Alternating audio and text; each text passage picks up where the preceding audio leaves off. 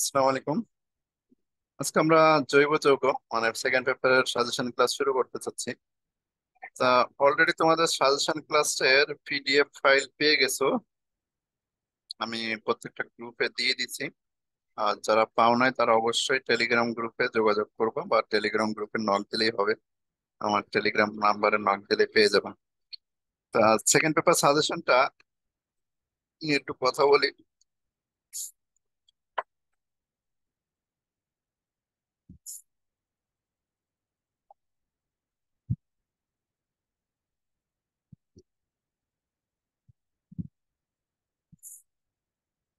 এই হলো আমাদের সাজেশন। এখানে কোথা থেকে কি প্রশ্ন, ইম্পর্টেন্ট জিনিসগুলো কিন্তু আমি বলে দিছি। যে পরিবেশ রসায়নে যেমন 2 সেট সিকিউ আসবে। এখন এই সিকিউটা কোনগুলো থেকে বেশি ইম্পর্টেন্ট সেটাও কিন্তু এখানে লেখা আছে, মোস্ট ইম্পর্টেন্ট টপিক। যেমন দুই, একের এক, দুই, এর মধ্যে কোনটা বেশি ইম্পর্টেন্ট দেখা, একের 2 নাম্বারটা ইম্পর্টেন্ট। এই যে ওপরে কিন্তু ইনস্ট্রাকশন গুলো দেয়া। দুইয়ের এই যে দুই দাগের 1 আর 2 ইম্পর্টেন্ট, 3 অত ইম্পর্টেন্ট না। 3 নাম্বার প্রশ্ন ইম্পর্টেন্ট, 4 নাম্বার প্রশ্ন, তো এভাবে ইম্পর্টেন্ট দেওয়া আছে। আর কথা হলো আজকে জৈব যৌগ ক্লাস শুরু করব। এখান থেকে কোনগুলো ইম্পর্টেন্ট জৈব যৌগের সেগুলো কিন্তু শুরুতে আমি জৈব যৌগে দিয়ে রাখছি। জৈব যৌগের সাজেশনটা শেষে জৈব যৌগের লেক্স, এটা আসলেই বড় সিলেবাসটা। জৈব রসায়ন থেকে 3 সেট সিকিউ আসার পসিবিলিটি অনেক বেশি, কারণ এখন আর 2 সেট দিবে না, যেহেতু 2 বছর ধরে তোমরা পড়াশোনা করতেছো। যদি একটু কম সময় দিছে, তারপরেও 2 বছর ধরে যেহেতু কোনো সমস্যাই ছিল না, সুতরাং তোমাদের 3 সেটের নিচে কোশ্চেন হওয়ার পসিবিলিটি খুব কম। 3 সেট প্রশ্নই আসবে। তো জৈব যৌগের মোস্ট ইম্পর্টেন্ট কোন টপিক গুলো, সমানতা থেকে যদি বলি, তার সমানতার 1 নাম্বার প্রশ্ন। অ্যালকাইন প্রশ্ন। অ্যালকাইন, অ্যালকেন আসবে না কখনোই, কারণ অ্যালকেনের শুধুমাত্র তোমার খ দাগের প্রশ্ন আসার মতো বা ক দাগের প্রশ্ন আসার মতো 3টা প্রশ্ন আছে। অ্যালকিনে যদি আসি, তো অ্যালকিনের মোস্ট ইম্পর্টেন্ট টপিক এখান থেকে দেখো বলে দেওয়া আছে। অ্যালকিনের 2, 3 মানে মার্কনিকম নীতি, বিপরীত মার্কনিকম নীতির, এই যে মার্কনিকম নীতি ও বিপরীত মার্কনিকম নীতির কৌশলটা। আর এরপরে অ্যালকাইনের 1 আর 2 ইম্পর্টেন্ট। অ্যালকাইনের এই যে এক, অ্যালকাইন সরি, অ্যালকাইনের এই যে এটা অ্যাসিটিলিন অম্লধর্মী ব্যাখ্যা করো। আর অ্যালকাইন 1 অ্যালকাইন 2 এর মধ্যে পার্থক্য, এটা হলো বেশি ইম্পর্টেন্ট। আচ্ছা, এরপরে যদি আমরা যাই বেনজিন। বেনজিনের কি ইম্পর্টেন্ট, আমি ইম্পর্টেন্ট গুলো দেখাই তারপর ক্লাস শুরু করি। ইম্পর্টেন্ট খুবই বেনজিন। বেনজিনের 1-এর 1, 2, 2-এর 1, 2, 3-এর 1, 2 আর 4, 4-এর 2, এইগুলো হলো বেনজিনের ইম্পর্টেন্ট। তোমার ভাগ্য যদি ভালো থাকে, বেনজিন থেকে 1 সেট সিকিউ তুমি অবশ্যই পাবা। তা বেনজিনের এই যে প্রথমে ইলেকট্রোফিলিক প্রতিস্থাপন বিক্রিয়ায় কার সক্রিয়তা বেশি। যে বেনজিনে যদি CH3 ওএইচ বা NH2 থাকে, কার সক্রিয়তা বেশি। ওএইচটা ওইভাবে আসে না, আসে হলো CH3 আর NH2। এটা রেজোনেন্স দিয়ে ব্যাখ্যা দিতে হয়। NO2 কোনটি মেটা নির্দেশক, কেন বেনজিন বলে নিষ্ক্রিয়কারী, কেন এটা।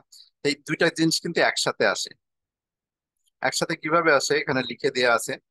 যে দেখো এখানে পরীক্ষাতে সাধারণত, এই যেখানে লেখা, পরীক্ষাতে সাধারণত নিচের 1, 2 দুইটা একসাথে দিয়ে তাদের সাথে তুলনা করতে বলে, অর্থাৎ কার সক্রিয়তা বেশি সেটা তুলনা করতে বলে।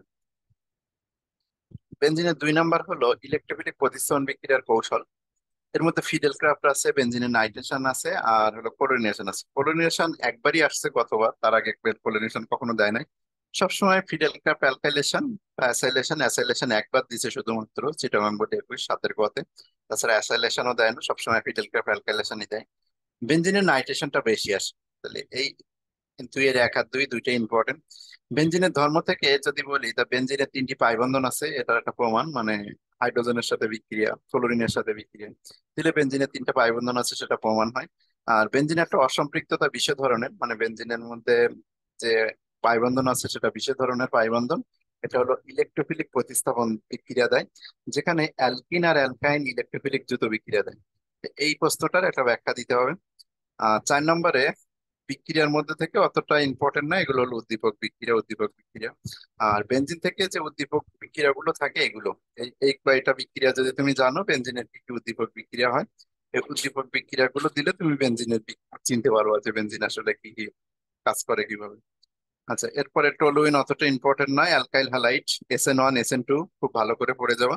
তবে দুর্ভাগ্য যদি হয় তোমার, E1 E2 বিক্রিয়া খুবই নিয়োগ মানে লেটেস্ট পরীক্ষাতে দেওয়া শুরু করছে, গত বছর চিটাগাং বোর্ডে ছিল। আচ্ছা, এইটা একটু সংশোধন করে নিও, এটা এই সিটি 23/6 ঘটা E2 বিক্রিয়ার কৌশল হবে, মানে এই যে এই জিনিসটা এখানে হবে, বুঝছো? এই জায়গাটা হবে, এটা একটু কারেকশন করে নিবা। এটা আসলে E2 বিক্রিয়ার কৌশলে আসছিল চিটাগাং বোর্ড 6 ঘ, 23 সালে 6 ঘ আসলে E2 বিক্রিয়ার কৌশল হবে।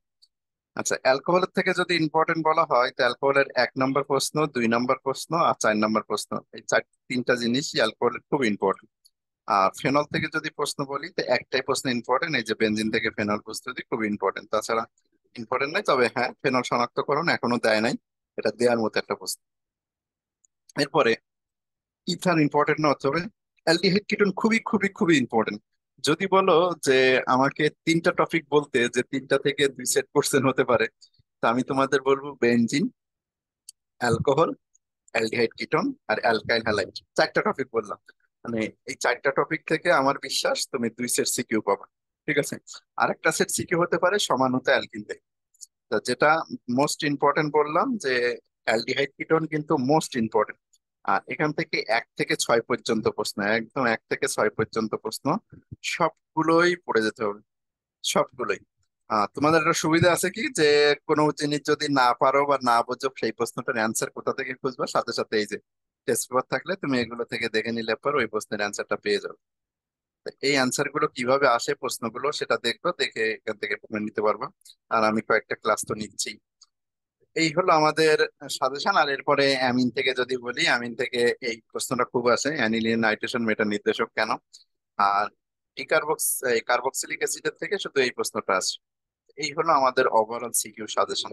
এই সিকিউ সাজেশনের 3 সেট সিকিউ যদিও আসে, তো আমি যেটা বললাম যে অ্যালকিন বাদ অ্যালকিন, অ্যালকাইল হ্যালাইড, মানে এখানে যে কয়টা টপিক লেখা আছে, এই যে এখানে যে কয়টা টপিক লেখা আছে এর মধ্যে থেকে, ওই দেখি, মোস্ট ইম্পর্টেন্ট টাইপ হলো benzene, alkyl halide, alcohol, aldehyde ketone, এই 4টা হলো মোস্ট ইম্পর্টেন্ট টাইপ।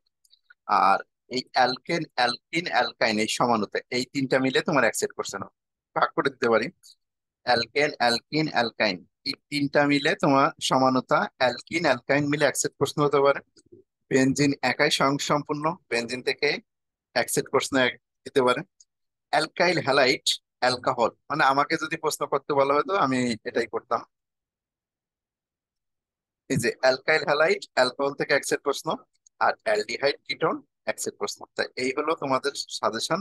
সমানতা অ্যালকিন অ্যালকাইন এক সেট, বেনজিন থেকে একাই এক সেট, আর অ্যালকাইল হ্যালাইড অ্যালকোহল থেকে এক সেট, আর অ্যালডিহাইড কিটোন থেকে এক সেট। এই হলো মোস্ট ইম্পর্টেন্ট। আর অ্যামিনের যে একটা প্রশ্ন খুব ইম্পর্টেন্ট, এই যে 3 4 কার্বক্সিলিক অ্যাসিডের এই যে মূলক শনাক্তকরণ, এটা, এই প্রশ্নগুলো পড়ে যাবা, আশা করা যায় তোমার 3 সেট প্রশ্ন অবশ্যই বাদবে।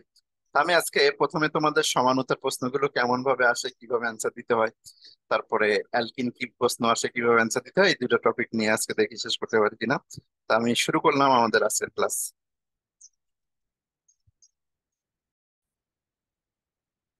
আমরা সমানতাতে আছি।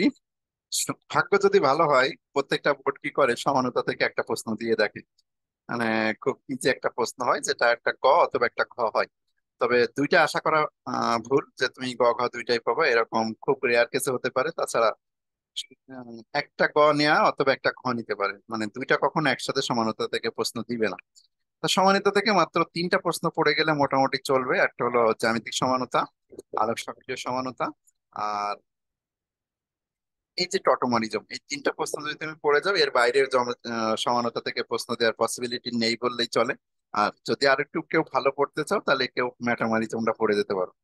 এছাড়া সমানতা থেকে তোমার অন্য প্রশ্ন দিবে না, মেসোযৌগ, ম্যাথামেটিক্স, যদিও সব পড়ে গেলে ভালো স্টুডেন্ট, সবটাই পারা ভালো। মেসোযৌগ, টটমনিজম, এগুলো, ম্যাথামেটিক্স, এগুলো পড়ে যাওয়া উচিত, এগুলো খতাগে আসে। তবে সিকিউতে যেটা দেখা গেছে, জ্যামিতিক সমানতা সব থেকে বেশি দেয়, আর আলোক সক্রিয় সমানতা মাত্র 2 বার আসছে, আর টোটোমারিজম দিচ্ছে। এই প্রশ্নগুলো আসলে আনসার কেমন হবে বা প্রশ্নগুলোর উদ্দীপক কেমন, সেটা নিয়ে আমি প্রথমে আলোচনা করব। প্রথমে আসি যে জ্যামিতিক সমানতা যদি প্রশ্নটা থাকে তবে এখানে তোমার একটা উদ্দীপক থাকবে, সেটা হলো সাইজের সূত্র। মানে সাইজের সূত্র দিয়ে অ্যালকিন প্রস্তুত হয়। এই সাইজের সূত্রটা আমাদের আগে বুঝতে হবে যে সাইজের সূত্রটা কি। আমি সাইজের সূত্রটা বুঝাই দেওয়ার পরে তারপর জ্যামিতিক সমানতাতে আসি। তা আসি যে সাইজের সূত্র উদ্দীপকটা, মানে উদ্দীপক না চিনে তো আসলে বিক্রিয়া দেওয়া পসিবল হবে না। সাইজের সূত্রটা আগে নিয়ে, আচ্ছা সাইজের সূত্রের আগে মনে হয় জ্যামিতিক সমানতা আলোচনা করাটাই বেটার। জ্যামিতিক সমানতা আলোচনা করে তারপর উদ্দীপক নিয়ে আলোচনা করব। ওকে, আমি প্রথমে জ্যামিতিক সমানতা কি জিনিস সেটা নিয়ে কথা বলি। সবাই জানো আসলে জ্যামিতিক সমানতা কি জিনিস?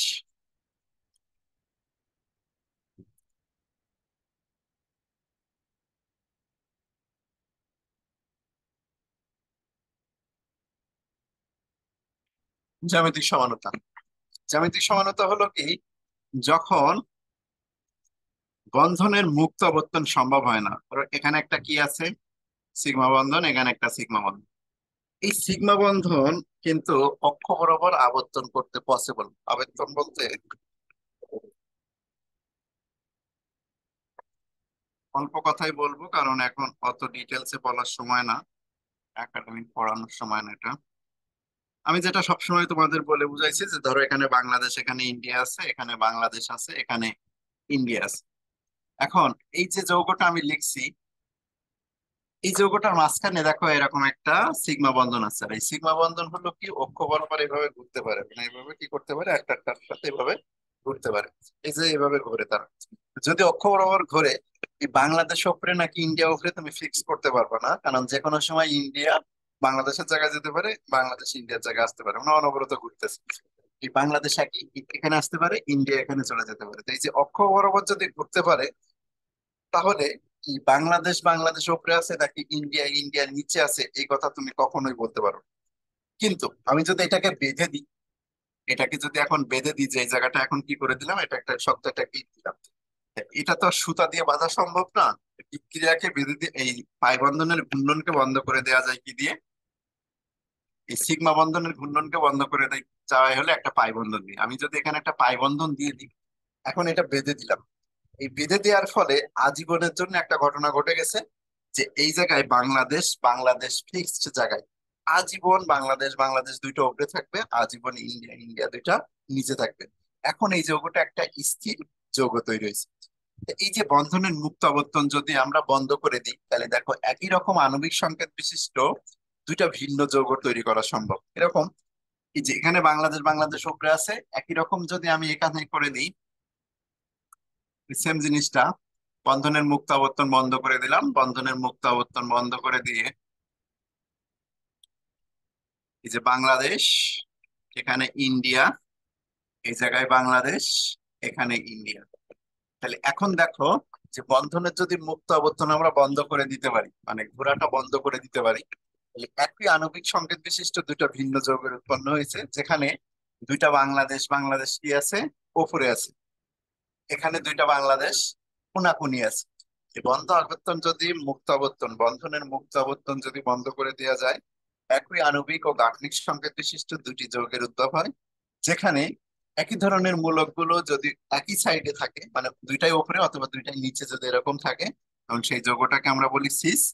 আর একই ধরনের মূলকগুলো যদি কোনাকুনি থাকে, সেটাকে আমরা বলি হলো ট্রান্স, সেটাকে আমরা বলি হলো ট্রান্স। তাহলে জ্যামিতিক সমানতার সংজ্ঞাটা এবার বলি। বন্ধনের মুক্ত আবর্তন সম্ভব না হলে একই আণবিক ও গাঠনিক সংকেত বিশিষ্ট দুটি ভিন্ন সমাণু সম্ভব হয়। এই ধরনের দুটি যৌগকে পরস্পরের জ্যামিতিক সমানতা বলে। ঠিক আছে? তাহলে কি, আরো যদি একটু ভালো বলতে চাও, যে এটা সাধারণত অ্যালকিন হয়, মানে দ্বিবন্ধন যেখানে থাকে সেখানে হয় সাধারণত দ্বিবন্ধন আর হলো চাকতিক যৌগ। তাহলে এভাবে বলতে পারো, অ্যালকিন ও চাকতিক যৌগ সময় প্রতিস্থাপিত অ্যালকিন। প্রতিস্থাপিত অ্যালকিন কেন? কারণ এখানে কিন্তু হাইড্রোজেন ছিল, এই হাইড্রোজেনটা চেঞ্জ করে আমরা কি দিছি, বাংলাদেশ বা অন্য কোনো মূলক বসেছি। তো এইভাবে বলতে হবে যে প্রতিস্থাপিত অ্যালকিন ও চাকতিক যৌগ সময়ে বন্ধনের মুক্ত আবর্তন সম্ভব না হলে একই আণবিক ও গাঠনিক সংকেত বিশিষ্ট দুটি ভিন্ন কনফিগারেশনের উদ্ভব হয়। এ ধরনের যৌগদ্বয়কে পরস্পরের জ্যামিতিক বা সিস্টেন্স সমানুপাত। আমি একটু এবার দেখাই, ব্যাখ্যা দিই।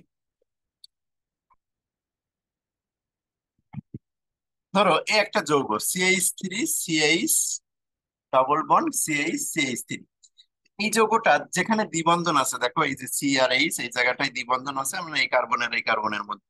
তা আমাদের কাজ হবে কি, এটা দুইটা ভিন্ন কনফিগারেশন কিভাবে হচ্ছে সেটা খেয়াল করো। যেখানে দ্বিবন্ধন সেই জায়গা থেকে তুমি এভাবে ভেঙে লিখো। এখানে দ্বিবন্ধনের কার্বনে একটাতে একটা এইচ আছে, আর একটাতে এই যে আর একটা হাতে সিএইচ থ্রি আছে। আর এই কার্বনের একটাতে এইচ আছে একটা হাতে, আর একটা হাতে কি আছে, সিএইচ থ্রি আছে। তাহলে দেখো একই ধরনের মূলকগুলো এখানে এক সাইডে রাখছে, সেম সাইডে, উপরের সাইডে আছে, বা হাইড্রোজেন দিয়ে ধরলো নিচের সাইডে আছে। একই ধরনের মূলকগুলো যদি সেম সাইডে একই সাইডে থাকে তখন সেই যৌগটাকে আমরা বলি হলো সিস। আর এখন যদি এই জায়গায় সিএইচ থ্রি রাখি, এখানে এইচ রাখি, আর এইচটা এবার কি করলাম, এইচটা উপরে দিলাম, সিএইচ থ্রিটাকে নিচে দিয়ে দিলাম। তাহলে এক্ষেত্রে খেয়াল করো, একই ধরনের মূলকগুলো কোনায় কোনায়, অথবা এটা দিয়ে ধরলে একই ধরনের মূলকগুলো কোনায় কোনায়, তাহলে এটাকে আমরা বলবো হলো ট্রান্স। সিস বললাম, ট্রান্স বললাম। আচ্ছা, এই যৌগটার নাম কি ছিল, বিউটিন টু। বিউটিন টু, তাহলে এটার নাম হবে সিস বিউটিন টু, আর এটার নাম হবে ট্রান্স বিউটিন টু। তাহলে বুঝতে পারলাম কি, যে যদি দ্বিবন্ধন থাকে আর তাদের দুইটা হাতে যদি দুইটা ভিন্ন মূলক থাকে, মানে দেখো এই সিএইচ থ্রি এর সাথে এইচ এর মিল মিলাম, এই সিএইচ থ্রির সাথে এইচ এর মেলে নাই, এটাকে যদি আমরা এ ধরি আর এটাকে যদি বি ধরি, এ কখনো বি এর সমান হবে না। তাহলে আমরা জ্যামিতিক সমানুতার একটা সত্য তৈরি করলাম, একটা সত্য। সত্যটার এক নাম্বার কি, যদি এরকম সংকেত হয় C, C double bond C, এখানে এ বি, আর এখানে হলো এ বি, এখানে A not equal to B. খেয়াল করে দেখো এই ফর্মুলাটা মিলছে কিনা। এই যে এ হলো এটা, এটা বি, এটা হলো এ, এটা বি। এ কখনো বি এর সমান না। যদি এ কখনো বি এর সমান না হয় তবে তারা জ্যামিতিক সমানতা দেখাবে। জ্যামিতিক সমানতার একটা সত্য আমরা পাইলাম। এবার একটু চেঞ্জ করি আমি। ধরো এই জায়গাটায় এই যে সি এর ছিল, এটা সিএল করে দিই। তাহলে এটাকে আমরা এ বি ধরলাম, আর এটাকে আমরা কি ধরতে পারি, এ, আর এটাকে ডি ধরতে পারি। তাহলে সেক্ষেত্রে দেখো, এটা সিস হয়েছে কি নিয়ে, সিএইচ থ্রি নিয়ে, আর এই জায়গাটায় সিএল করে দাও, এই যে সিএল। তাহলে এই বি আর ডিও সমান না। এই যে দেখো, এই যে এটা এটা সমান না, এটা এটা সমান না। তাহলে সমান হলো কিসে এখন, আমাদের সত্য হলো জ্যামিতিক সমানুতার যে এই যে একই কার্বনে যে দুইটা মূলক থাকে, এই যে একই কার্বনে ওপর নিচে কখনো সমান হবে না। জ্যামিতিক সমানুতার মেন সত্য কি, যে দ্বিবন্ধনের যে একটা কার্বন থাকবে ওই কার্বনের দুটি মূলক কখনো সমান হবে না। এই যে এটা কখনো এটা সমান না, এটা কখনো এটা সমান না। ঠিক আছে, এটা। তাহলে এই জায়গার যদি সূত্রটা আমরা এখন তৈরি করি, যে এ বি সি, এটা দেখো এডি, তাহলে এই জায়গাটায় এ আর ডি দাও। এই সত্যটা হলো কি, A not equal to B, আর বি নট ইকুয়াল টু হলো ডি। জ্যামিতিক সমানতার দুইটা সত্য আমরা পাইলাম, যে প্রতিস্থাপিত অ্যালকিন। প্রতিস্থাপিত অ্যালকিন কেন বলতেছি, কারণ এই অ্যালকিনের হাইড্রোজেন গুলো সরাই দেওয়া হয়েছে এইসব মূলক দিয়ে, জন্য এদেরকে বলা হচ্ছে প্রতিস্থাপিত অ্যালকিন। প্রতিস্থাপিত অ্যালকিন সমূহ এরকম হবে। যারা এমসিকিউ বোঝো না তাদের জন্য আরেকটু কথা বলবো। নিচের কোনটি জ্যামিতিক সমানতা দেখাবে, এরকম একটা এমসিকিউ খুব আসে, এমসিকিউটা একটু দেখায়নি।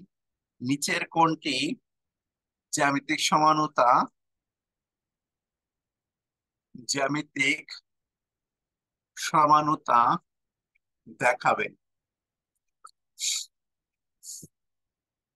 চারটা অপশন থাকবে এরকম।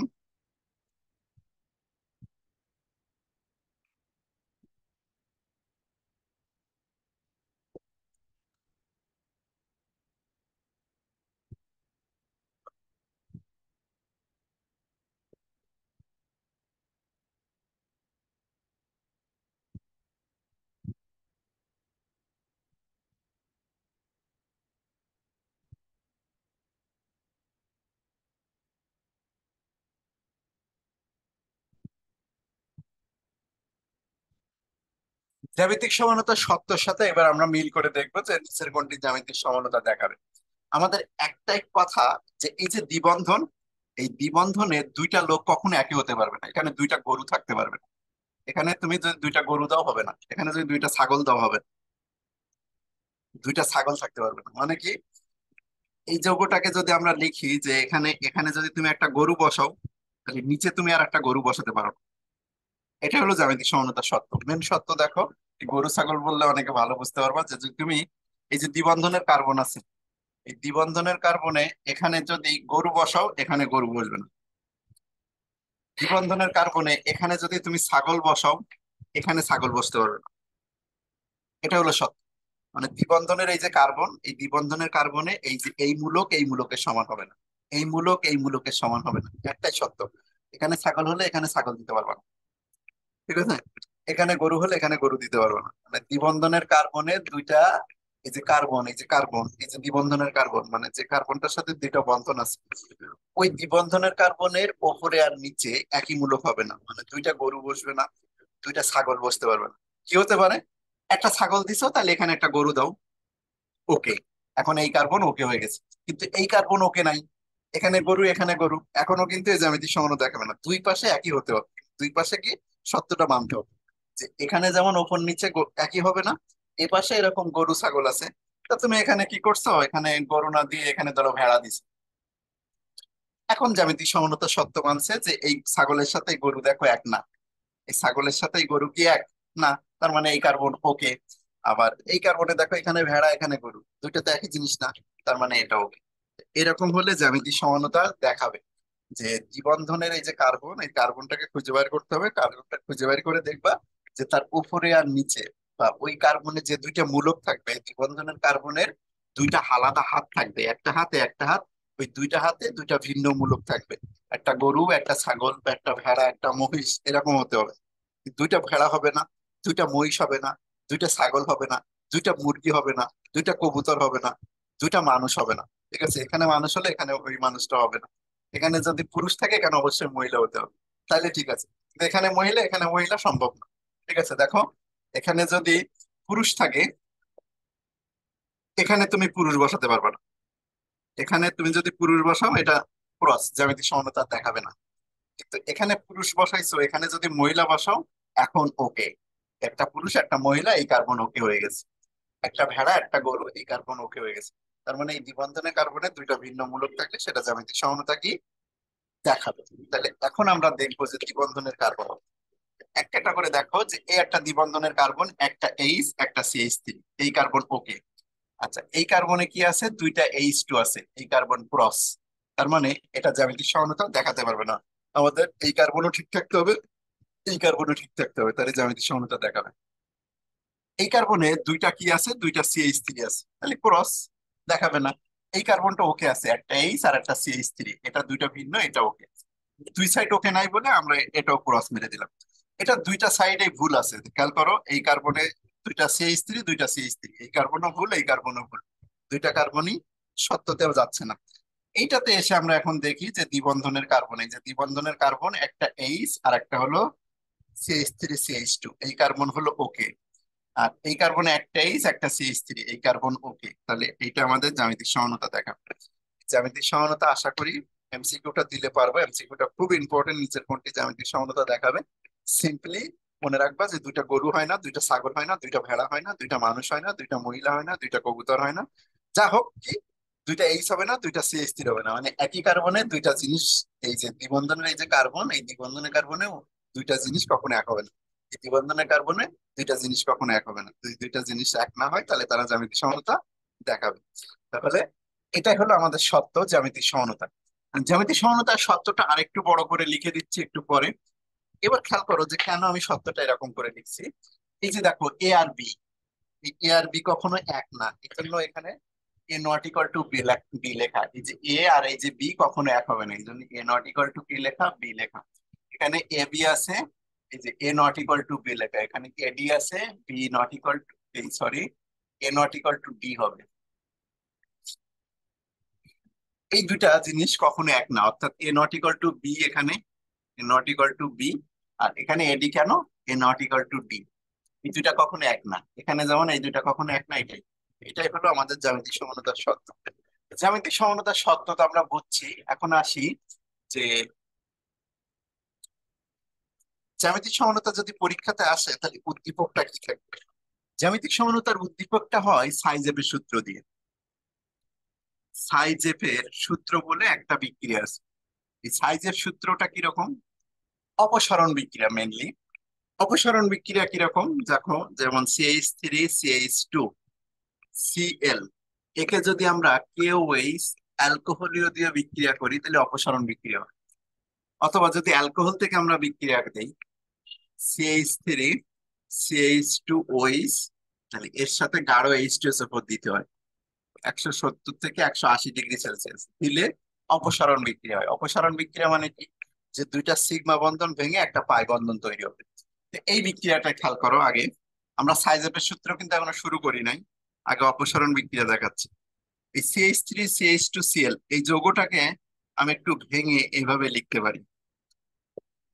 সিএলটা নিচে দিলাম, এখানে একটা এইচ এভাবে দিলাম। এখানে কি আছে, KOH আছে, অ্যালকোহলিও আছে।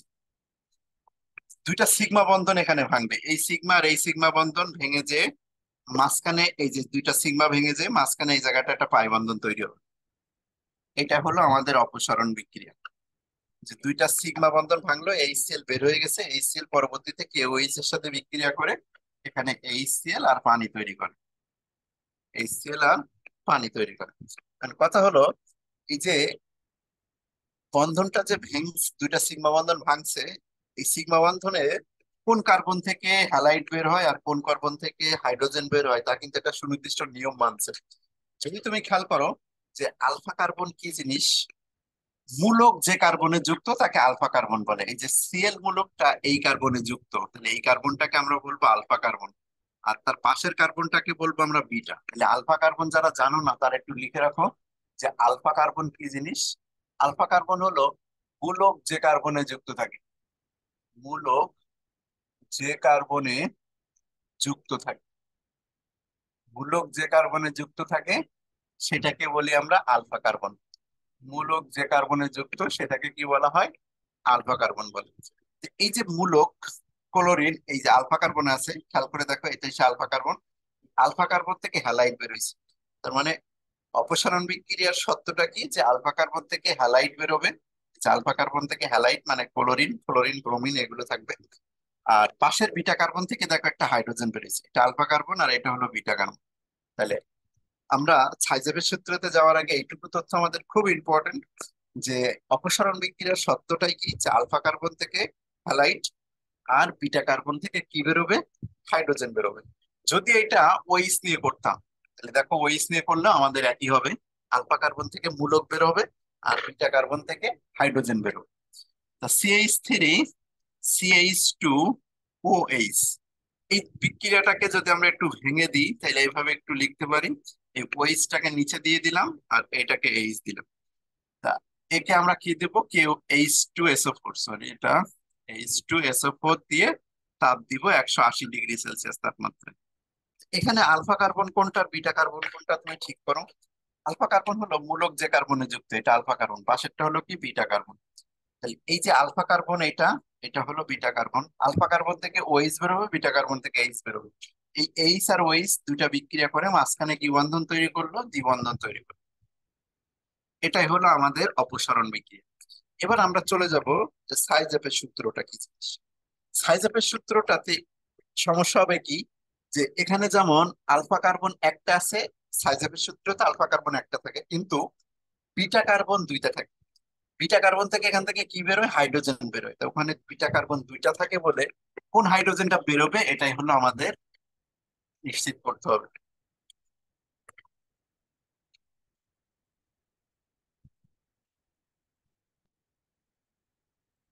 ওইস না দিয়ে এখানে Cl দিই।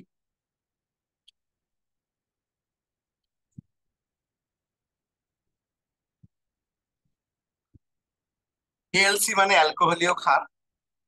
এবার খেয়াল করো যে আমাদের আলফা বিটা কার্বন গুলো কোনটা, এই যে মূলক এই কার্বনে যুক্ত, তাহলে মূলক যে কার্বনে যুক্ত এটাকে আলফা কার্বন বলি। পাশেরটা হলো বিটা, এটাও বিটা, এটাও বিটা। তাহলে মূলক যে কার্বনে যুক্ত সেটা আলফা কার্বন, আর পাশের কার্বনটা কি কার্বন, বিটা কার্বন। তাহলে মূলক যে কার্বনে যুক্ত সেটা আলফা কার্বন, আর এটা কি কার্বন, এটা হলো বিটা কার্বন। আর এটাও কি কার্বন, বিটা কার্বন। কেন, কারণ আলফা কার্বনের পাশেরটা হলো বিটা। তাহলে মূলক যে কার্বনে যুক্ত সেটা আলফা, পাশেরটা হলো বিটা। আমাদের নিয়ম ছিল কি, যে আলফা কার্বন থেকে এইচ বেরোবে, বিটা, সরি আলফা কার্বন থেকে মূলক বেরোবে আর বিটা কার্বন থেকে হাইড্রোজেন বেরোবে।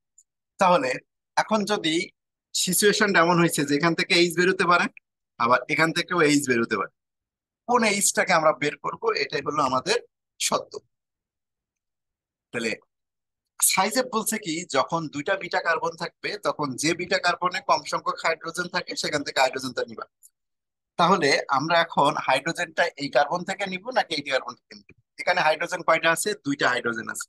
আচ্ছা, এখানে হাইড্রোজেন কয়টা আছে? তিনটা আছে। সাইজ আপ বলছে কি, যে যদি দুইটা বিটা কার্বন থাকে, যে বিটা কার্বনে কম সংখ্যক হাইড্রোজেন আছে সেখান থেকে হাইড্রোজেনটা নিবা। তাহলে এই সিএল আর এখান থেকে এইচ নিব কেন? কারণ এখানে কম সংখ্যক হাইড্রোজেন আছে, এটা তিনটা আছে, এখানে আছে দুইটা। তো আমি যদি এখান থেকে সিএল আর এখান থেকে একটা হাইড্রোজেন নিই, তাহলে আমার দ্বিবন্ধনটা এখানে তৈরি হবে। কি বললাম? যেখান থেকে সিএল আর এখান থেকে এইচ নিলে দ্বিবন্ধনটা এখানে তৈরি হবে। তাহলে এখান থেকে সিএল নিলাম, এখান থেকে এইচ নিলাম, তাহলে আমার দ্বিবন্ধনটা কোথায় তৈরি হলো? CH3CH। এই যে CH3CH, এই সিএল বের হয়ে গেল, এখান থেকে একটা হাইড্রোজেন বের করলো, তাহলে এই জায়গায় দ্বিবন্ধন। তাহলে এই যে এখানে দ্বিবন্ধন, আর পরবর্তীতে এটা CH3 ওইভাবে রেখে গেছে। এইটা হলো ম্যাক্সিমাম তৈরি হবে, মানে এটা 80% তৈরি হবে। কত পার্সেন্ট? 80 থেকে 85% তৈরি হবে। কিভাবে বললাম? যে আলফা কার্বন থেকে মূলক, বিটা কার্বন থেকে হাইড্রোজেন বেরোবে, কিন্তু যদি দুইটা বিটা কার্বন থাকে, সাইজে বলছে কি, যে বিটা কার্বনে কম সংখ্যক হাইড্রোজেন সেখান থেকে হাইড্রোজেনটা বের করবো। এখান থেকে হাইড্রোজেন বের করবো কেন? কারণ এখানে দুইটা হাইড্রোজেন আছে। এখান থেকে হাইড্রোজেন, এখান থেকে সিএল, দ্বিবন্ধন এখানে তৈরি হবে। এটা কত পার্সেন্ট? 80%। আর পরবর্তীতে বাকি 20% ক্ষেত্রে কি হবে? যে কার্বনের তিনটা হাইড্রোজেন আছে, এখানে দুইটা ছিল, এখানে তিনটা, এবার এখান থেকে হাইড্রোজেন, এখান থেকে সিএল নিব। কারণ তোমার কোশ্চেন হতে পারে সব জায়গা থেকে সবটুকু নিয়ে হয়।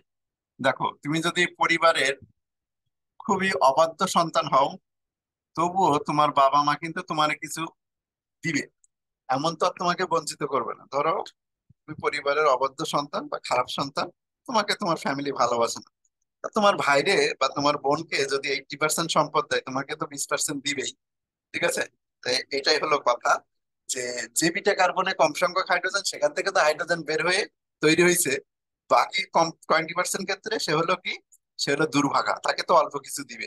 সে অল্প কিছু কোথা থেকে হবে? আর যে কার্বনে বেশি সংখ্যক হাইড্রোজেন আছে সেটা থেকে হাইড্রোজেনটা বেরোবে, পরবর্তীতে এটা কত পার্সেন্ট তৈরি হবে? মাত্র 20%। এই হলো আমাদের বিক্রিয়াটা, এই বিক্রিয়াটা হবে উদ্দীপক। এটা হলো আমাদের জ্যামিতিক সমানতার উদ্দীপক। দেখো, এটা দেয়া থাকবে তোমার পরীক্ষায়, এ আর বি 80% 20% তৈরি হবে, বলবে কি কে জ্যামিতিক সমানতা দেখায়। এখান থেকে যদি প্রশ্নটার উদ্দীপক নামে একটু সাজাই দিই, ধরো এরকম আছে C4H9, C4H9X। C4H9 মানে কিন্তু এই যে কার্বন চারটা, আর এক্স মানে হলো এই যে হ্যালাইডটা। C4H9X এখানে লিখে থাকবে শাখা যুক্ত। এটা কি যুক্ত? শাখা যুক্ত। এবার এটাকে দেওয়া হবে KOH, অ্যালকোহলীয়, দিয়ে এখানে এ লেখা থাকবে 80% আর বি লেখা থাকবে 20%। প্রশ্নটা দিয়ে বলা হবে যে উদ্দীপকের এই এ আর বি এর মধ্যে কে জ্যামিতিক সমানতা বা স্টেডিয় সমানতা দেখায়। উদ্দীপকের এই যে এ আর এই যে বি এর মধ্যে কে স্টেডিয় সমানতা দেখায়। এটা কি জিনিস, বিটা কি জিনিস, আমরা আগে আইডেন্টিফাই করব। যেহেতু এটা শাখাযুক্ত বলছে, এই যে শাখা দিয়ে দিছি। শাখা দেওয়ার পরে আমরা দেখলাম যে এটা আলফা কার্বন, এটা বিটা কার্বন, এটা বিটা কার্বন। সাইজাব বলছে কি, অপসারণ বিক্রিয়ার ক্ষেত্রে যদি দুইটা বিটা কার্বন থাকে, তবে যে বিটা কার্বনে কম সংখ্যক হাইড্রোজেন আছে সেখান থেকে হাইড্রোজেন নিবা, আর মূলক তো নিবা আলফা কার্বন থেকে। তো এখান থেকে মূলক, এখান থেকে হাইড্রোজেন যদি নেই, আমার দ্বিবন্ধন এখানে তৈরি হলো। এটা কত পার্সেন্ট তৈরি হয়েছে? 80%। আচ্ছা, এখানে থেকে মূলক, এখান থেকে হাইড্রোজেন যদি আমি নিয়ে নিই, তাহলে এই জায়গায় এটা কত, এখানে দ্বিবন্ধনটা চলে আসবে। এই যে এখান থেকে মূলক নিলাম, এই কার্বন থেকে হাইড্রোজেন নিলাম, তাহলে এই হাইড্রোজেন এখান থেকে একটা চলে গেল, এখান থেকে সিএল চলে গেল, দ্বিবন্ধন এখানে চলে আসছে। এটা কত পার্সেন্ট? 20%। তাহলে এই যে আমাদের দুইটা যৌগ তৈরি হয়েছে, এই যে 20% হলো এটা, আর 80% হলো এটা এটা। এখন আমরা জ্যামিতিক সমানতার শর্ততে চলে যাই। জ্যামিতিক সমানতার শর্তে বলা হয়েছে কি, যে দুইটা কার্বনের দ্বিবন্ধনের যে দুইটা কার্বন তাদের সাথে যে দুইটা মূলক থাকবে সেই দুটো কখনো এক হবে না। মানে দুইটা গরু হবে না, দুইটা ছাগল হবে না, দুইটা ভেড়া হবে না, দুইটা মানুষ হবে না, দুইটা মেয়ে হবে না, দুইটা ছেলে হবে না।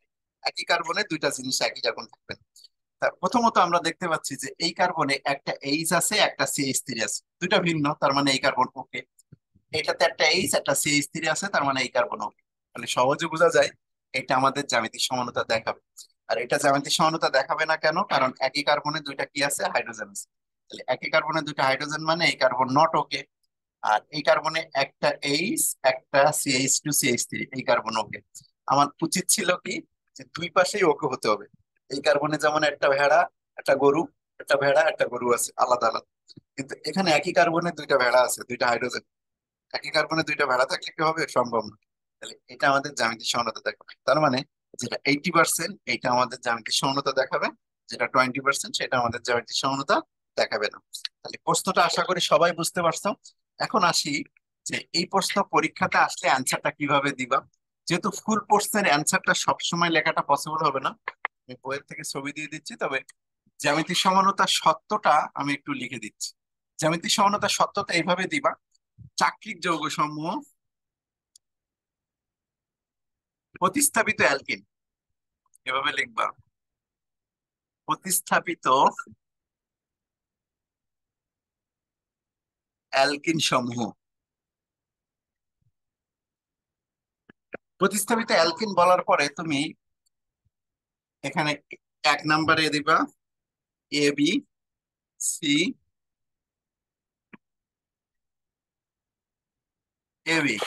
যেখানে A not equal to B. আর 2 নম্বর সত্য,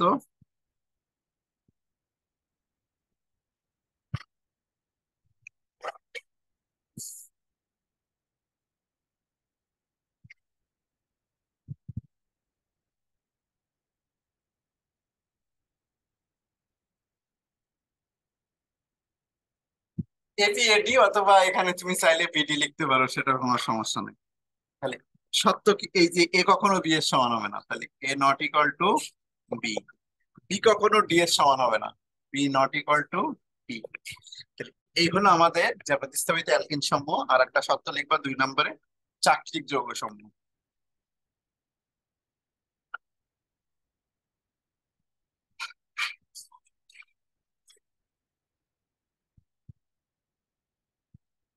জ্যামিতিক সমানতা দেখায়, এটা হলো সত্য।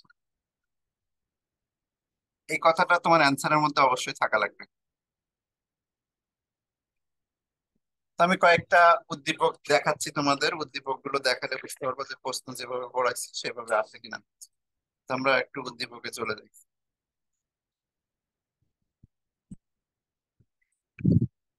জ্যামিতিক সমানতা কোথায় আসছে? ময়মনসিংহ বোর্ড 23/7 ঘতে আছে, বরিশাল বোর্ড 23/8 ঘতে আছে, ঢাকা বোর্ড 22/7 ঘতে আছে, বরিশাল বোর্ড 22/4 ঘতে আছে, কুমিল্লা বোর্ড 22/3 ঘতে আছে, সিলেট বোর্ড 22/5 ঘতে আছে, ঢাকা বোর্ড 21/4 ঘতে আছে। তাহলে আমরা এখন 23 সালের প্রশ্ন প্রথমে চলে যাই, ময়মনসিংহ বোর্ড 23/7 ঘ। ময়মনসিংহ বোর্ড 23, এটা ময়মনসিংহ বোর্ড 23/7 ঘ। আচ্ছা, এই হলো আমাদের C4H9Br। দেখো 7 দাগ। এই হলো উদ্দীপক 2 ডিগ্রি। আচ্ছা, 2 ডিগ্রি মানে ওই যে শাখা যুক্ত যেটা। যারা আবার ডিগ্রি চেনো না তাদের জন্য অল্প একটু বলে নি ডিগ্রি কি করে চিনতে হয়। 2 ডিগ্রি কি? দেখো, এই যে CH3, CH2CH3, এখানে বিয়ার মূলক যে কার্বনে যুক্ত, এই যে মূলক যে কার্বনে যুক্ত, এই বিয়ার মূলকটা এই কার্বনে যুক্ত। এই কার্বনে কয়টা অ্যালকাইল গ্রুপ আছে? 2টা অ্যালকাইল গ্রুপ আছে, মানে এটা 2 ডিগ্রি। তাহলে মূলক যে কার্বনে যুক্ত, ওই কার্বনে যে কয়টা অ্যালকাইল গ্রুপ থাকে তত ডিগ্রি। তো বিয়ার যেহেতু এই কার্বনে যুক্ত, এই কার্বনে 2টা কি আছে, অ্যালকাইল গ্রুপ আছে। একটা অ্যালকাইল গ্রুপ, একটা অ্যালকাইল গ্রুপ, মানে এটা 2 ডিগ্রি। ওখানে আমাদের যে সত্য সেটা এটা। ওকে, তাহলে এখানে দেখো এই যে C4H9Br, এই যে C4H9Br 2 ডিগ্রি, KOH অ্যালকোহলে দিচ্ছে, M 80%, N 20%। এখানে বলা হচ্ছে কি, উদ্দীপকের এন ও এন যৌগের কোনটি স্টেরিও সমানতা? স্টেরিও মানে কি? জ্যামিতিক বা আলোক। তাহলে স্টেরিও সমানতা হলো 2 প্রকার, একটা হলো জ্যামিতিক বা আলোক সক্রিয় সমানতা। তাহলে উদ্দীপকের এন যৌগের মধ্যে কোনটি স্টেরিও মানে জ্যামিতিক সমানতা দেখাবে সেটা ব্যাখ্যা দিতে হবে। এখানে অবশ্যই আমরা বুঝতে পারছি যে এম যৌগটা জ্যামিতিক সমানতা দেখাবে। কেন জ্যামিতিক সমানতা দেখাবে?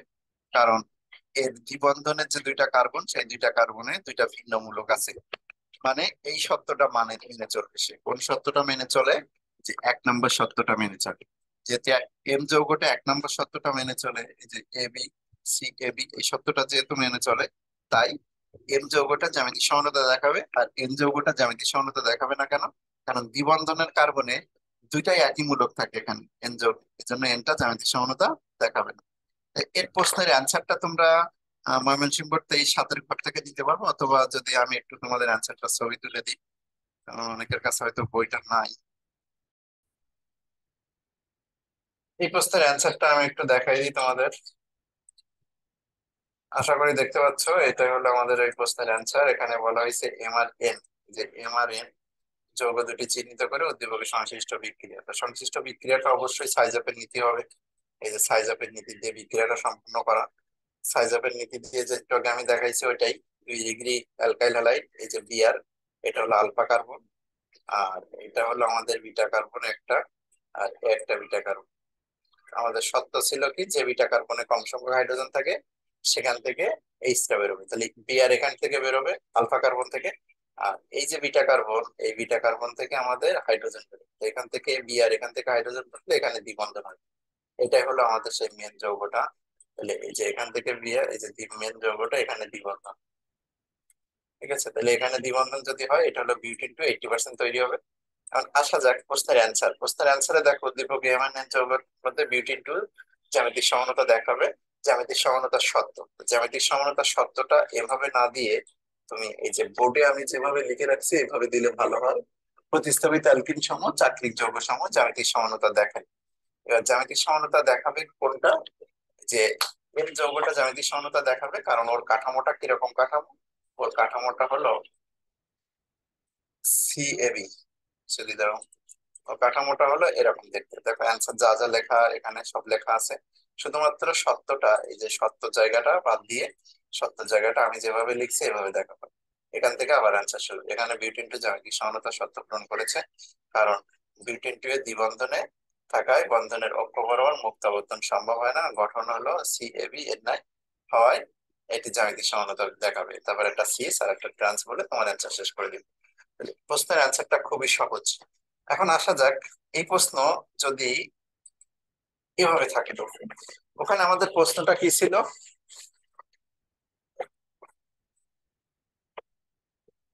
সি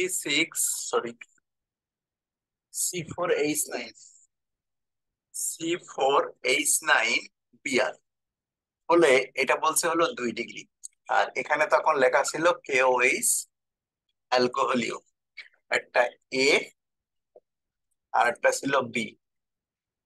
ঠিক আছে, এটা কত পার্সেন্ট, 80%। এ না ছিল, না ছিল এম। এখানে বলা ছিল কি, যে এ না এম ছিল, এম হলো 80% আর এন হলো 20%। এই জায়গাটায় বি আর না থেকে যদি এ ওইস থাকে, C4H9 ওইস, তখন এখানে H2SO4 দেওয়া থাকে আর এখানে তাপ দেওয়া থাকবে। তাহলে C4H9 ওইস বলে 2 ডিগ্রি দেওয়া থাকবে। সেক্ষেত্রে আমাদের সেম বিক্রিয়া, ওই এম এখানেও কি কত পার্সেন্ট, 80% হবে, আর এনও কত পার্সেন্ট হবে, 20% হবে। তার মানে আমি বুঝাইতে চাচ্ছি যে যদি তোমার উদ্দীপকে হ্যালাইড থাকে তাহলে সেক্ষেত্রে অ্যালকোহলীয় ক্ষার ব্যবহার করা হয়, আর যদি অ্যালকোহল থাকে H2SO4 ব্যবহার করা হয়। বিক্রিয়া কিন্তু কোনো চেঞ্জ নাই। 2 ডিগ্রি অ্যালকোহলকে তুমি এভাবে লিখবা CH3 ওইস CH2 CH3। এক্ষেত্রে আমার এই যে মূলক, এটা আলফা কার্বন, এটা বিটা কার্বন, এটা বিটা কার্বন, তাহলে ওইস এখান থেকে বেরোবে আর এই জায়গা থেকে হাইড্রোজেন বেরোবে। তাহলে ওইস আর এখান থেকে হাইড্রোজেন যদি বেরোয়, কেন এখান থেকে বেরোবে, কারণ এখানে কম সংখ্যক হাইড্রোজেন আছে। তাহলে এখান থেকে হাইড্রোজেন বেরোলে দ্বিবন্ধনটা এখানে তৈরি হবে, তাহলে CH3 CH double bond CH CH3। এটা হলো আমাদের মেন প্রোডাক্ট 80%। আর বাকি 20% ক্ষেত্রে এই এইচটা কোথা থেকে বেরোবে, এখান থেকে বেরোবে। এইচ যদি এখান থেকে আর ওইচ এখান থেকে, তাহলে এখানে দ্বিবন্ধন, তাহলে CH2 দ্বিবন্ধন CH CH3। এটা হলো আমাদের 20% তৈরি। এই হলো আমাদের উদ্দীপক। তাহলে H2SO4 থাকলে মনে রাখবো ওইচ থাকবে, অ্যালকোহলীয় ক্ষার এখানে প্রমিল থাকবে। আশা করি জ্যামিতিক সমানতার প্রশ্নটা যদি পরীক্ষাতে আসে সবাই পারবা। এবার আসি আমরা আলোক সক্রিয় সমাণুর প্রশ্ন যদি আসে তাহলে কি আসতে পারে। আলোক সক্রিয় সমাণুটা নিয়ে আলোচনা করি। আলোক সক্রিয় সমাণুর শর্তটা হলো কি, আলোক সক্রিয় সমাণু।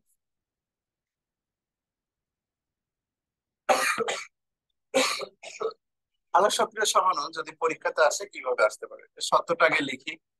এই সত্যটা হলো, এক নম্বরে কাইরাল কার্বন থাকবে। তিনটা সত্য আছে। কাইরাল বা অপ্রতিসম কার্বন থাকবে।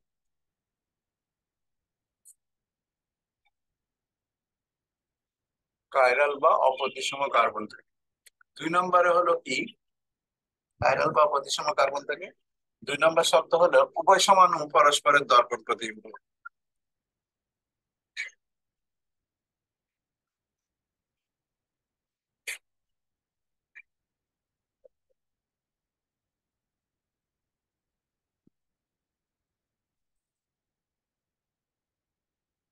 তিন নম্বর শর্ত হলো উভয় সমাণু পরস্পরের উপর অপরিস্থাপনীয়। পরস্পরের উপর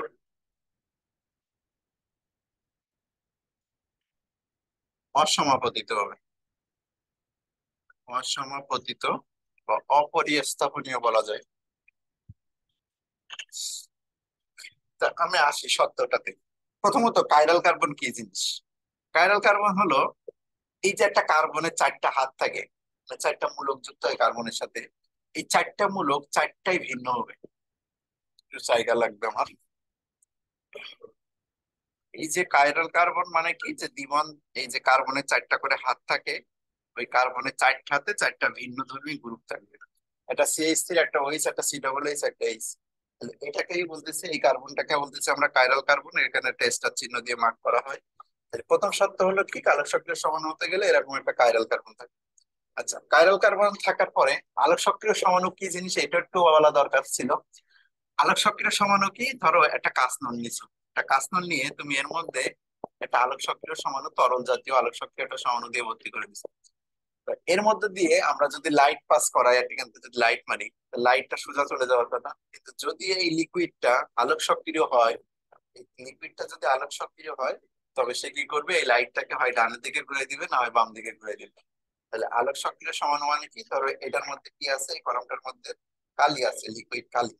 এখন যদি এটা আলোক সক্রিয় হতো, আমি যদি এখান থেকে লাইট ফেলি, লাইটটাকে হয় ডানে ঘুরে দিবে, না হয় বামে ঘুরে দিবে। আর যদি লিকুইডটা আলোক সক্রিয় না হয়, লাইটটা সোজা বের হয়ে চলে যাবে। এটাই হলো আলোক সক্রিয় সমাণুর কেরামতি, যে সে আলোকে ডান বামে ঘুরাই দিতে পারে অল্প একটু করে। তাহলে আলোক সক্রিয় সমাণুকে হয় আলোকে ডানে ঘোরাবে, না হয় বামে ঘোরাবে। আলোক সক্রিয় সমাণুতার সত্য যদি আলোক সক্রিয় সমাণুকে চিনতে হয়, সত্য মানে কি দিয়ে চিনা যায়? এক নম্বরে চেনার উপায় হলো যে কাইরাল কার্বন থাকে। কাইরাল কার্বন মানে কি, এই যে কার্বনের চারটা হাতে চারটা ভিন্ন ধর্মী গ্রুপ থাকবে। দেখো চারটা হাতে চারটা ভিন্ন মূলক আছে, কাইরাল কার্বন আছে। দুই নম্বর সত্য হলো, এর একটা যৌগ আলোকে যদি ডানে ঘুরাই, তো এর অপোজিট যৌগটা আলোকে বামে ঘুরাবে।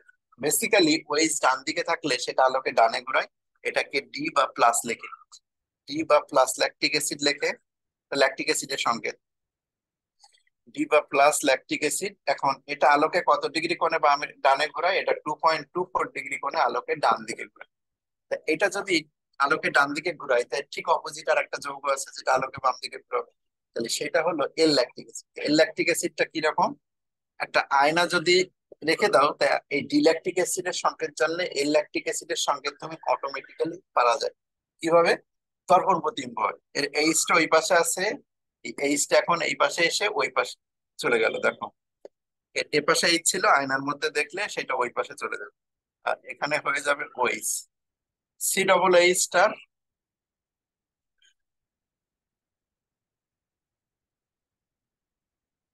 এটা। আর এই যে এটা সিএইচ থ্রিটা এইচ থ্রি সি। তাহলে আলোক সক্রিয় সমাণু এক নম্বর সত্য হলো উভয় সমাণু পরস্পরে এই কি কাইরাল কার্বন, কাইরাল কার্বন আছে। দুই নম্বর সমাণুটা হলো যে একটা যদি আলোকে ডানে ঘোরায়, আরেকটা আলোকে বামে ঘোরাবে। একটাকে যদি চিনি, আরেকটাকে চেনার জন্য কিছু করার দরকার নেই। ওর সামনে একটা আয়না যদি ধরো, তো আয়নার মধ্যে যেটা দেখাবে সেটা তারা বোঝে। যেমন এখানে এইচ কোন সাইডে আছে, এইচটা আছে বাম সাইডে। এখানে এসে এইচটা দেখো ডান সাইডে চলে গেছে। ঠিক আছে, তাহলে এই যে সাইড চেঞ্জ হয়ে গেছে, এটা হলো ডিল্যাকটিক অ্যাসিড। হলে এটার নাম হবে এল বা মাইনাস। মাইনাস মানে কি, বামে ঘোরাচ্ছে বলে, এল বা মাইনাস ল্যাকটিক অ্যাসিড। আর এটা আলোকে 2.24 ডিগ্রি কোণে যদি ডানে ঘোরায়, এই যে এটা আলোকে 2.24 ডিগ্রি কোণে বামে ঘোরাবে। তাহলে এটাই হলো আমাদের কথা, মাইনাস মানে বামে, প্লাস মানে ডানে। তাহলে উভয় সমানু পরস্পরের দর্পণ প্রতিবিম্ব হবে, দেখো একটা দর্পণ প্রতিবিম্ব আর একটা, মানে আমি যদি আলোকে ডানে ঘুরাই আমার অপোজিটটা কিরকম সেটা দেখার জন্য আমার সামনে যদি একটা আয়না ধরো, আমার অপোজিটটা পেয়ে যাবো। আমি আলোকে ডানে ঘুরালে আমার অপোজিট যে মানুষ থাকবে, আমার যমজ, সেই যমজটাকে আলোকে বামে ঘুরাবে। এখন তুমি যদি আমাকে চেনো তো আমার অপোজিটটাকে দেখার জন্য কিছু করার দরকার নেই, তুমি আমার সামনে একটা আয়না ধরে দেখাইলে বলবা এই যে আজাদ, এই আজাদ হলো আলোকে ডানে ঘুরাই, আর এই আজাদের দর্পণ প্রতিবিম্ব আয়নার ভেতরে, ওইটা আলোকে বামে ঘুরাই। ঠিক আছে, বিশেষ। তাহলে একটার দর্পণ প্রতিবিম্ব আর একটা হবে। 2 নম্বর হলো উভয় সমাণু পরস্পরের উপর অপরিহস্ত হবে। কারণ আমাকে ধরে যদি আমার প্রতিবিম্বের সাথে মিলাই দাও, তাহলে একটা জায়গাতে সমস্যা হবে, আমার ডাইন হাত আর বাম হাতের সাথে মিশবে। কারণ আমার ধরো আমাকে যদি তুমি জড়াই ধরো, তা আমার এই ডাইন হাতে তোমার বাম হাত লাগবে, আমার বাম হাতে তোমার ডাইন হাত লাগবে। তাহলে কখনো কখনো ডাইন হাত ডাইন হাতে আমরা মিলতে পারবো না, যদি আমরা মুখোমুখি মিলামিলি করি। তাহলে এটাও দেখো, এটাকে ধরে যদি এটার উপরে ছেড়ে দাও, এর এইচ এর জায়গায় দেখো এর ওইচ আছে, এর ওইচ এর জায়গায় দেখো এর এইচ আছে, এটাকে ধরে এর উপরে যদি মিলাই দাও তাহলে মিলবে না। আর একটা মিলামিলির ছবি আমি বলতে পারি, তোমরা ফটো তৈরি করতে দেখছো, ওই যে তোমার যখন কম্পিউটারের দোকানে যে ফটো ছবি তোলো, তখন তারা কি করে, ওই যে চাপ দিয়ে কন্ট্রোল চাপ দিয়ে কি করে, মাউস ধরে এই এই ছবির উপরে নিয়ে আর একটা ছবি প্লেস করে। এই ছবির উপরে প্লেস করলে যদি একদম হুবহু মিলে যায় তাহলে বোঝা যায়। এক্ষেত্রে অবশ্যই মিশবে না, এটা হলো অপরিবস্থাপনীয়, মানে কি একটার সাথে ধরে যদি আরেকটাকে মিলাই দাও, এটাকে ধরে যদি এর উপরে বসে দিই তারা কখনো মিলবে না। কারণ কি এর এইচ এর জায়গায় এর ওইচ আছে, এর ওইচ এর জায়গায় এর এইচ আছে। তো এই হলো তিনটা সত্য। 1 নম্বর সত্য কাইরাল কার্বন থাকবে। 2 নম্বর সত্য হলো একটা সমান আর একটা সমানের দর্পণ প্রতিবিম্ব হবে। আর 3 নম্বর সমান একটাকে ধরে আরেকটার উপরে ছেড়ে দিলে মিলবে না। এখন আসি এর প্রশ্ন কিভাবে আসছে সেটা দেখি।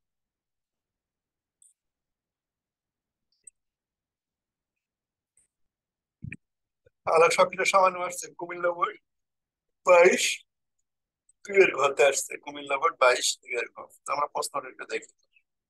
22 সালের প্রশ্ন, কুমিল্লা বোর্ড।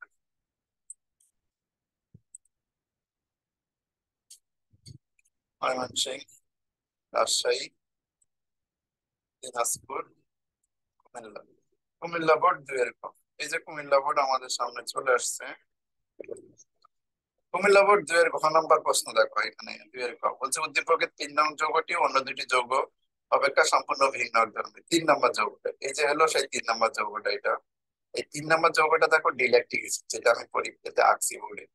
এই যে একটাতে ওইস, একটাতে সি ডবল এইচ, একটাতে CH3, আর একটাতে এইচ। এটা জ্যামিতিক সমানতা দেখাবে। এখন তোমার প্রশ্নের অ্যান্সারটা কি দিতে হবে, যে আলোক এই সরি জ্যামিতিক সমাণু বলছে, আলোক সক্রিয় সমানতা দেখাবে। তাহলে আলোক সক্রিয় সমানতা সত্য দিয়ে প্রশ্নটার অ্যান্সার দিতে। তো প্রথমত আলোক সক্রিয় সমাণু কাকে বলে এটা দিবা। যে সকল যৌগ এক সমতলে আলোক তলকে কৌণিক পরিমাণ সমান কৌণিক পরিমাণ বিপরীত দিকে ঘুরায়, বা যে সকল যৌগ এক সমতুল্য আলোকে ডানে বামে ঘোরাতে পারে তাদেরকে আলোক সক্রিয় সমাণু বলে। আলোক সক্রিয় সমাণু সত্য, এই 3টা সত্য লিখে দিবা। তারপরে এসে এক পাশে এরকম আঁকবা আর এক পাশে এরকম আঁকবা, ইলেকট্রিক অ্যাসিড ইলেকট্রিক অ্যাসিড, একটা আলোকে ডানে ঘুরে একটা আলোকে বামে ঘুরে। আমি প্রশ্নের অ্যান্সারটাও তোমাদের দেখাই দিচ্ছি কেমন করে যাচ্ছে দিতে হবে। এটার অ্যান্সারটা আমরা একটু বলে দিই, দেখাই দিচ্ছি দেখো। এখানে আমাদের বলছে প্রশ্নটা কি, প্রশ্নটা একটু দেখা দরকার। প্রশ্নটা দেখো, বলছে কি যে উদ্দীপকের 3 নং যৌগটি অন্য দুটি যৌগ অপেক্ষা সম্পূর্ণ ভিন্ন এক ধরনের সমানতা প্রদর্শন করে। তাই 1 নম্বর যৌগটা দেখে চিনতে পারছো কিনা, এটা জ্যামিতিক সমানতা দেখাবে, কারণ কি একটা এইচ একটা CH3, এখানে একটা Cl একটা CH3, তাহলে 1 নম্বর যৌগটা জ্যামিতিক সমানতা। আর 2 নম্বর যৌগটা গাঠনিক সমানতা দেখাবে, অন্য কোনো জ্যামিতিক সমানতা দেখাবে না। এটা দেখো একটা CH3 একটা Cl একটা এইচ একটা CH3। এই 2 নম্বর যৌগটা, আচ্ছা 2 নম্বর যৌগটা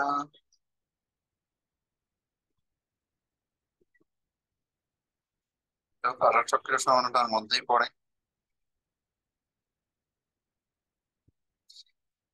যেহেতু আমাদের 3 নম্বর যৌগ নিয়ে ব্যাখ্যা দিতে বলছে, আমরা 2 নম্বর দিব না, কারণ 2 নম্বর যৌগটাও কিন্তু তোমার এই যে কাইরাল কার্বন আছে, এখানে একটা এইচ একটা CH3 একটা Cl একটা CH3, যেহেতু 4টা ভিন্ন মৌলিক, 2 নম্বর যৌগটাও জ্যামিতিক সমানতা দেখায়, এই সরি আলোক সক্রিয় সমানতা দেখায়, কিন্তু আমাদের ব্যাখ্যা দিতে বলছে 3 নম্বর যৌগটা। এই নয় যৌগটা সম্পূর্ণ ভিন্ন এক ধরনের সমানতা দেখায়, যেটার নাম হলো আলোক সক্রিয় সমানতা। আর অ্যান্সারটা কেমন দিবে আমি অ্যান্সারটা দেখাই।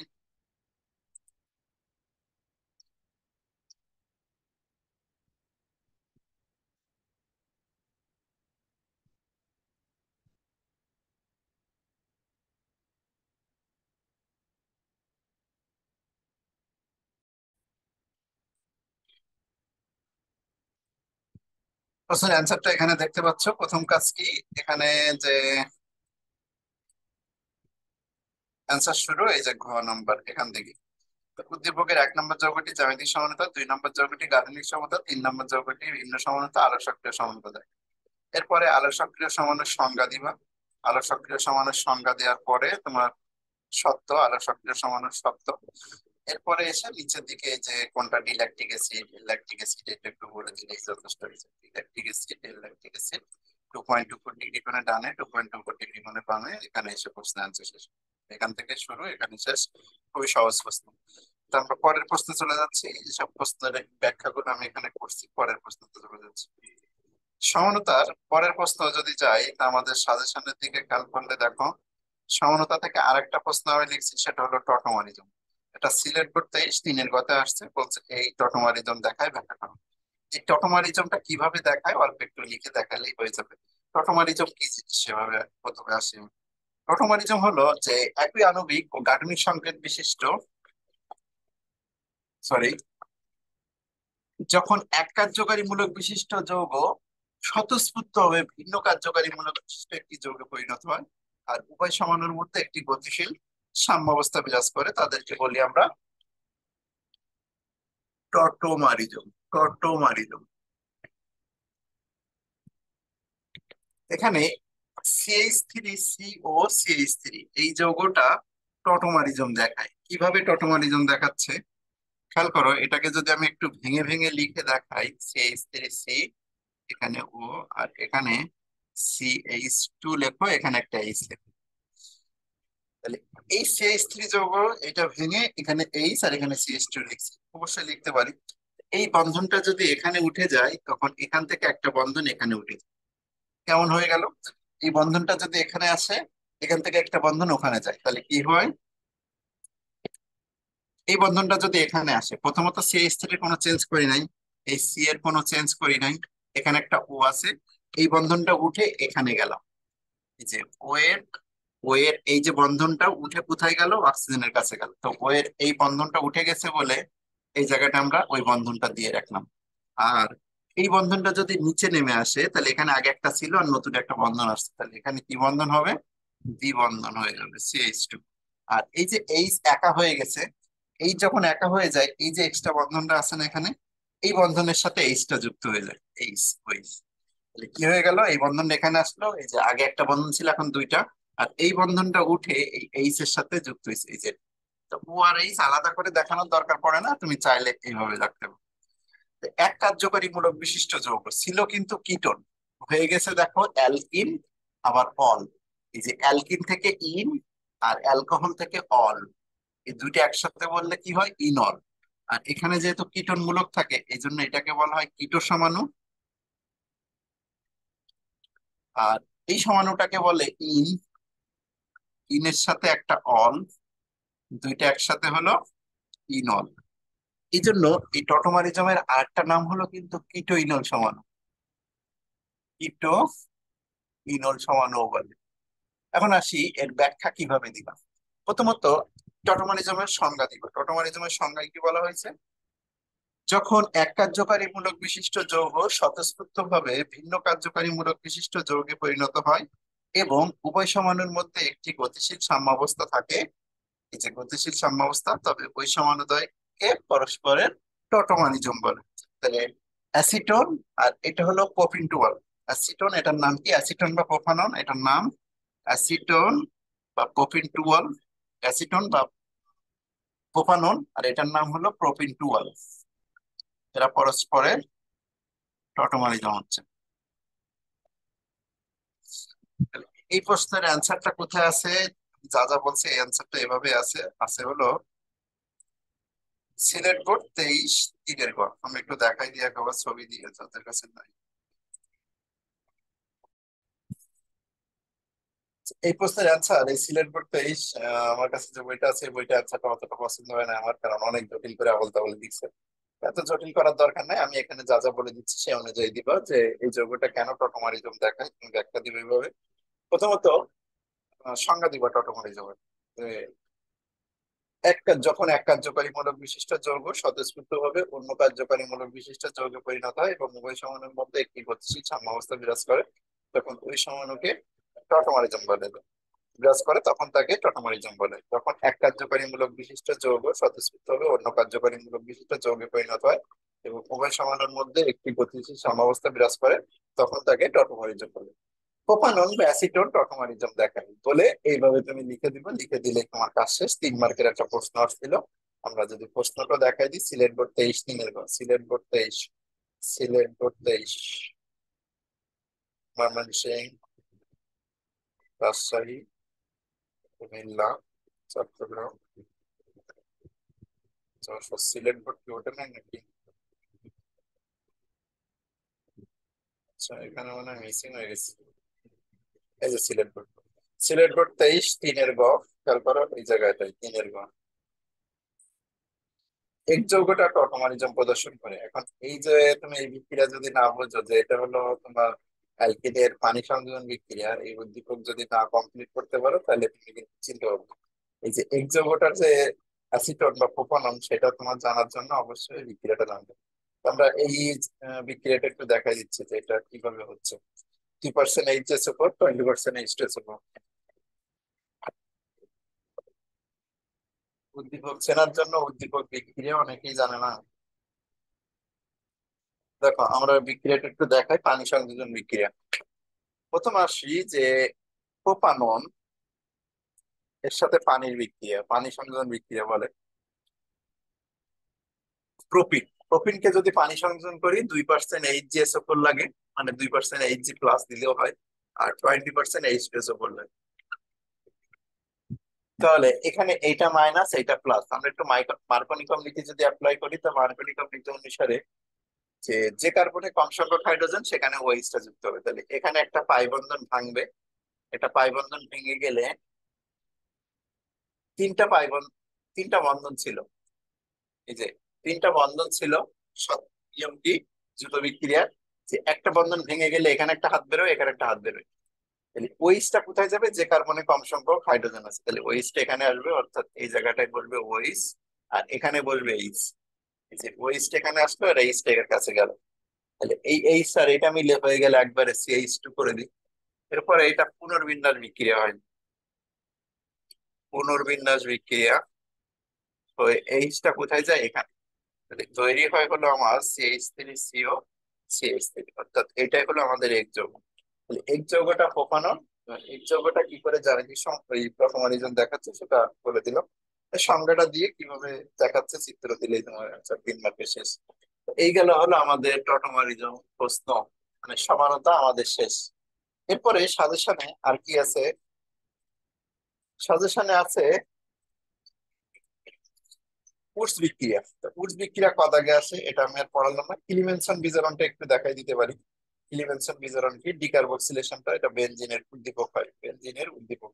মানে এটা আসলে সচরাচর তোমার গদা গেটাতে এগুলো আসে না, সচরাচর এটা উদ্দীপক হয়।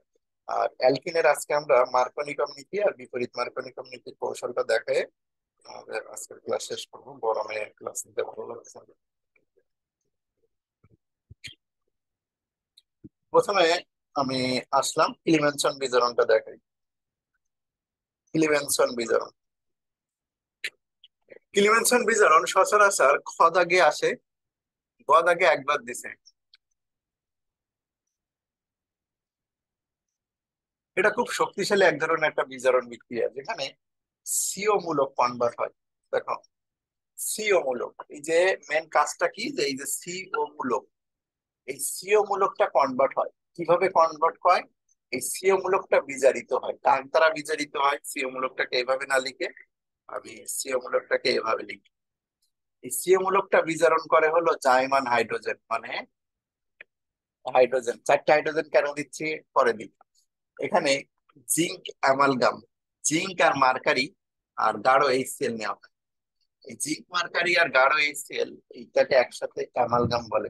তাহলে জিঙ্ক আর অ্যামালগাম আর গাঢ় HCl এরা বিক্রিয়া করে এই জাইমান হাইড্রোজেন প্রডিউস করে। এই জাইমান হাইড্রোজেন প্রডিউস করলে কি তৈরি হয়, এই এইচ, এই কার্বনটা এইচ দ্বারা রিপ্লেস, এইচ এর সাথে যুক্ত হয়ে CH2 হয়ে যায়। অর্থাৎ এটা ছিল হলো কার্বনিল মূলক। এই কার্বনিল মূলক কনভার্ট হয়ে মিথিলিন মূলকে চলে যাচ্ছে। চারটা হাইড্রোজেন দিলে দুইটা হাইড্রোজেন এখানে আসে আর দুইটা হাইড্রোজেন পানির সাথে, অক্সিজেনের সাথে যুক্ত হয়ে পানি তৈরি করে। তাহলে এই যে কার্বনিল মূলক কনভার্ট হয়ে হয়ে যাচ্ছে হলো মিথিলিন মূলক। কার্বনিল মূলক কনভার্ট হয়ে হচ্ছে মিথিলিন মূলক। এটাই হলো আমাদের কিলিমেনসন বিজারণের মেন কাজ। তাহলে এখন আমরা যদি বিক্রিয়া দেখি CH3 ও CH3, তাহলে এই জায়গাটায় যদি আমরা ওই জাইমান হাইড্রোজেনটা নিয়ে আসি, চারটা জাইমান হাইড্রোজেন কে প্রডিউস করবে, জিঙ্ক অ্যামালগাম আর গাঢ় HCl এরাই হলো প্রডিউস করবে। এই সিও মূলকের জায়গায় সিম্পলি আমরা CH2 কে বসাই দিব।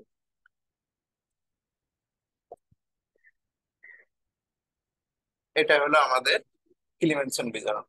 আচ্ছা, যদি আমরা এটাকে নিতাম CH3COH, এই যে এই জায়গাটায় আমাদের কি বসবে,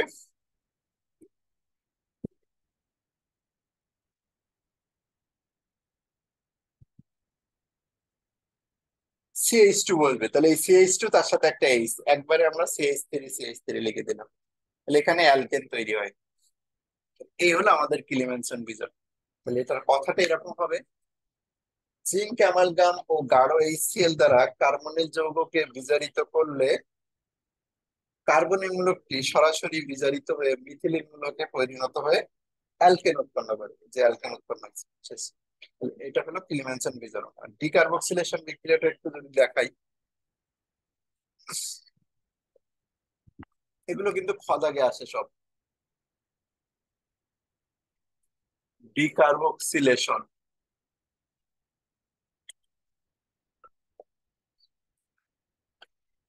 RCOO, এটা হলো কার্বক্সিলিক অ্যাসিডের একটা লবণ, সোডিয়াম লবণ। এটাকে যদি আমরা সোডা লাইম দিয়ে উত্তপ্ত করি, সোডা লাইম তো চেনো কিনা, এটা হলো লাইম, সোডা লাইম, সোডা এটাকে বলে সোডা, আর এর লাইম হলো ক্যালসিয়াম অক্সাইড। এই দুইটাকে একসাথে বলা হয় সোডা লাইম। তাহলে কার্বক্সিলিক অ্যাসিডের সোডিয়াম লবণকে যদি তুমি সোডা লাইমের সাথে উত্তপ্ত করো, এখান থেকে এই অংশটুকু বের হয়ে যায়। এই অংশটুকু বের হয়ে গেলে এই আর এর সাথে এইচটা যুক্ত হয়ে গেলে এটা RH উৎপন্ন হয়। আর এই সোডিয়াম কয়টা আছে, দুইটা, একটা সোডিয়াম আর একটা সোডিয়াম, তাহলে হয়ে গেল হলো দুইটা সোডিয়াম Na2। আর এই যে COO3, তাহলে CO3।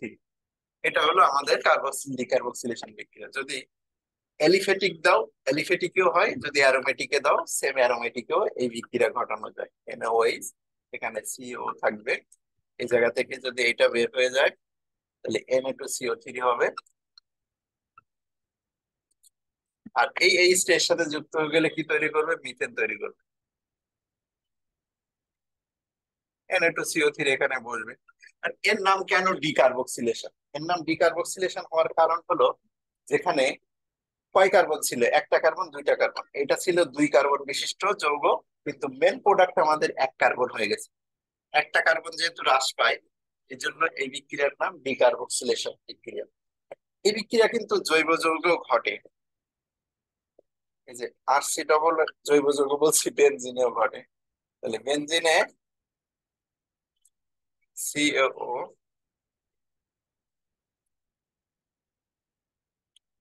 এই অংশটা যদি বের হয়ে যায় Na2CO3, আর এই এইচটা বেনজিনের সাথে যুক্ত হয়ে বেনজিন তৈরি হয়ে যায়, মানে বেনজিন বলয়ের সাথে যুক্ত হয়ে।